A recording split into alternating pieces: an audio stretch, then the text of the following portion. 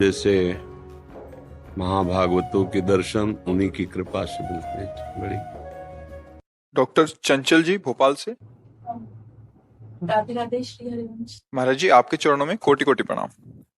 महाराज जी, गुरु के चरणों में आजीवन निष्ठा बनी रहे, इसके लिए मैं क्या करूं? क्या भक्ति मार्ग में ऐसा होता है कि अपने गुरु के प्रति निष्ठा हट भी जाए?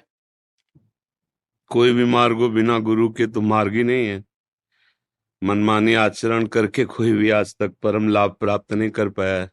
चाहे ज्ञान मार्ग हो, चाहे भक्ति मार्ग हो, चाहे निराकार उपासना हो, चाहे साकार उपासना हो। मुझे लगता है लौकिक सिद्धि भी गुरु कृपा से ही प्राप्त होती है, फिर परमार्थिक और पारलौकिक सिद्धि तो बहुत बड़ी बात है।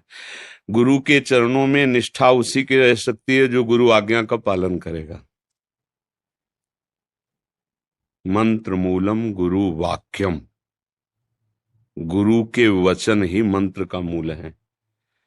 गुरु सेवा का सही स्वरूप गुरुदेव की आज्ञा पर अपने तन मन प्राणों का संचलन करना। प्राण मतलब श्वास, एक एक श्वास जो गुरु प्रदत्त नाम है, एक एक आचरण गुरु आज्ञा अनुशासन में, हमारे मन का संकल्प विकल्प गुरु आज्ञा के अधीन, तब तो निष्ठा निर्वाह कर सकता है।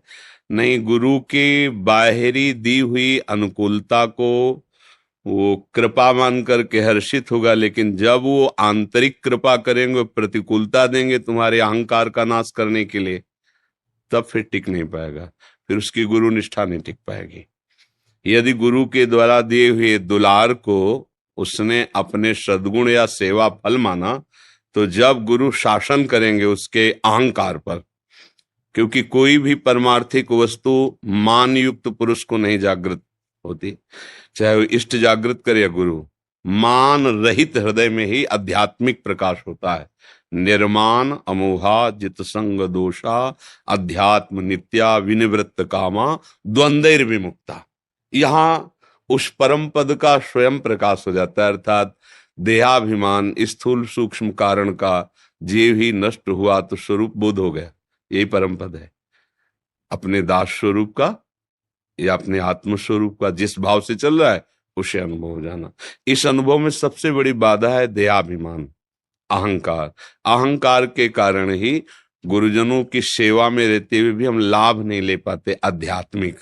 इसलिए गोस्वामी जी ने कहा, गुरुपद पंकज सेवा तीसरी भक्त अमान, मान रहित।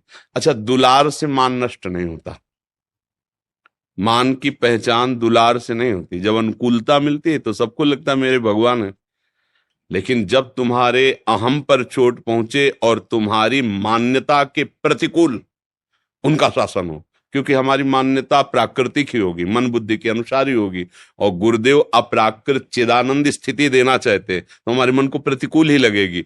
उस समय उसको सह करके और जैसे अनुकूलता में दैन्यता पूर्वक उनका आदर और उनके वचनों का अनुगमन कर रहे थे, वैसे ही करते रहे तो गुरु निष्ठा बन जाएगी। और जिसके अंदर गुरु निष्ठा आ गई तो आराध्य देव उसके अधीन हो जाते हैं, चाहे वो बोध हो चाहे वो भगवान की रति हो, दोनों में गुरु मोक्ष मूलम गुरु कृपा। बिना गुरुदेव की कृपा के न शुद्ध भक्ति प्राप्त होती है न शुद्ध बोध प्राप्त होता है। ज्ञान तब माना जाता है वास्तविक जब वो विषयों पर विजय प्राप्त कर ले। अगर विषय भोगों की लालसा बनी रही तो अज्ञान ही ज्ञान के रूप में छल कर रहा है हमारे साथ। जब ज्ञान जागृत होता है तो इंद्रियां